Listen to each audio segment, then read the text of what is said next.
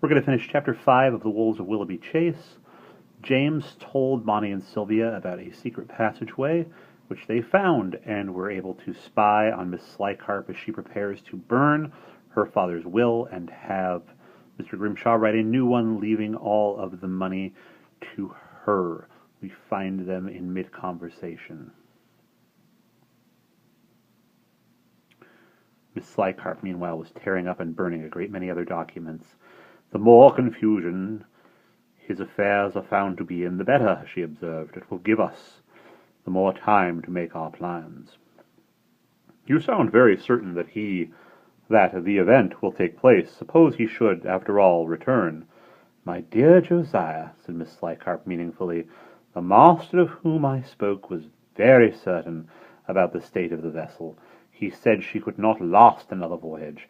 But even if that plan should miscarry, what then? Sir W. cannot be back before a year is up.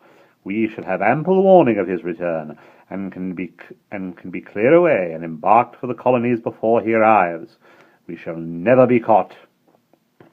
"What of the children? Will you not keep them here?" "Not for long. They can go to Gertrude," said Miss Slycarp ominously.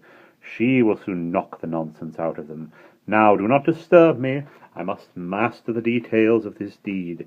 She picked up another document and began studying it absorbedly. The children tiptoed on. "Bonnie," said Sylvia, rather fearfully after a few moments, when she judged that they were well out of earshot of the library and its inmates. "What did Miss Slycarp mean when she referred to the event, and why was she burning my uncle's will?" "I am not certain," confessed Bonnie, who was pale and frowning over the new evidence of Miss Slycarp's knavery. "But it is plain that she means nothing but wickedness." Sylvia glanced in a troubled way at her cousin. It was evident that Bonnie did not wish to pursue the matter, and they went on in silence for a while. They came to another spy-hole, which looked on to a passage, and they found themselves up against a blank wall. The secret corridor appeared to have come to a dead end. Even Bonnie's heart sank, for the candles were perilously low, when they heard the clink of dishes and a familiar voice, that of James, broke into song so close beside them that they might have been touching him. "As I was walking one morning for pleasure, I spied a—" "Knock on the wall," Bonnie whispered to Sylvia, and both children began banging on the panel as hard as they could. The song broke off abruptly. "James, it is us, here behind the panel. Can you let us out?" "Laws, miss, you gave me a fright," James's voice said. "I thought it was the hobgoblin for sure." They heard him fumbling on the wall and tapped again to show him where they were. Suddenly there came a click, and a bright cold light and icy air rushed into their hiding place. "I always wondered why that great knob was there on the wall," James said. "Well, laws, miss, to think of you really finding the secret passage. That's champion, that is." They stepped out and found themselves in the dairy, a brick-floored, slate-shelved room with several sinks where some of the dishwashing was done. An outside door led from it to the stable yard, and they could see the whiteness of the new-fallen snow. Since the entrance, too, appeared to have no means of opening it from the inside, James arranged to leave it open, artfully moving a tall cupboard so that it partly obscured the doorway, and hanging a quantity of horse blankets and other draperies to hide the remainder. "Now at least no one need get shut inside," said Bonnie. "The bother of it is, we can do nothing of the sort in the schoolroom. It would look too queer. The person in the passage will simply have to knock on the panel until somebody in the room lets them out." "But supposing it was Miss Slycarp in the room?" "Goose! Of course we should have to make sure before knocking that she was not in the room. I dare say there is a spy-hole." "Do you go back along the passage now and look," suggested Sylvia, "and I will return to the schoolroom by the back stairs and let you out." This was agreed on, and Sylvia hastened away, glancing as she passed the open door at the stable clock, made sure that they would not be late for their meeting with Pattern. But it still lacked half an hour of 5 o'clock, the time appointed for the meeting. Most unfortunately, as she neared the schoolroom door, she saw the gaunt, bony figure of Miss Slycarp approaching from the other direction, carrying in her arms a pile of linen. Sylvia was greatly alarmed when the governess swept before her into the schoolroom and deposited her burden on the table. What if Bonnie, not realizing that the governess was in the room, should have the imprudence to knock on the panel and ask to be let out of the secret passage? "Now, miss," said Miss Slycarp coldly. Since the departure of her employees, she had made no the slightest pretense of being pleasant to either of the two children. "Since I am at present too busy to occupy myself with teaching you, I have brought you a task, so you shan't idle. All these sheets and pillowcases require mending.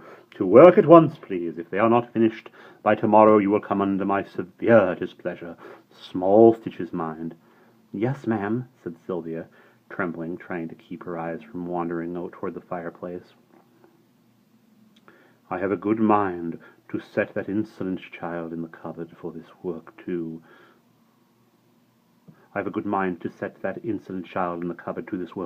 Miss Slycarp muttered. She moved to the cupboard door, feeling in the reticule attached to the sash of her dress. Sylvia gasped with fright.